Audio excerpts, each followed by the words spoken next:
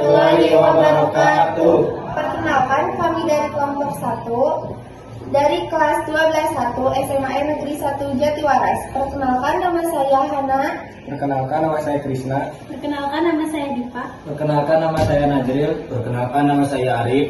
Di sini, saya dan teman saya akan memaparkan materi fisika tentang Listrik statis, gaya listrik, dan hukum Coulomb. selamat menyaksikan. Materi yang akan saya jelaskan yaitu listrik statis. Listrik statis adalah suatu fenomena kelistrikan yang sering terjadi di mana partikel bermuatan ditransfer atau dipindah dari suatu tempat ke tempat lain.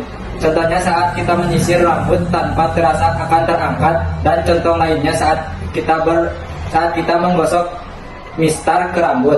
Awalnya rambut bermuatan netral, di saat mistar digosokkan ke rambut, elektron rambut berpindah ke mistar sehingga muatan mistar menjadi negatif. Perpindahan elektron ini menyebabkan perbedaan muatan rambut dan sisir sehingga tidak seimbang.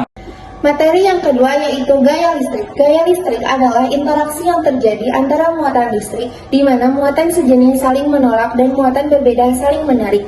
Gaya ini dapat dihitung menggunakan hukum Coulomb. Konsep gaya listrik merujuk pada interaksi antara muatan listrik yang dapat menarik atau menolak satu sama lain. Seperti 1. Hukum Coulomb yang menyatakan bahwa gaya antara dua muatan listrik berbanding lurus dengan hasil kali muatan dan berbanding terbalik dengan kuadrat jarak di antara mereka.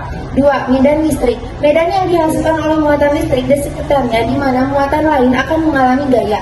3. Potensial listrik, yaitu mengukur energi potensial yang dimiliki muatan listrik dalam medan listrik.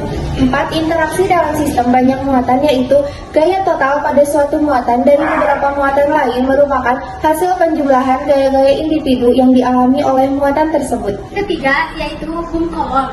Hukum Coulomb adalah prinsip yang menggambarkan gaya elektrostatik antara dua muatan listrik. Hukum ini menyatakan bahwa satu besar gaya antara dua muatan listrik berbanding lurus dengan hasil kali kedua muatan dan berbanding terbalik dengan kuadrat jarak.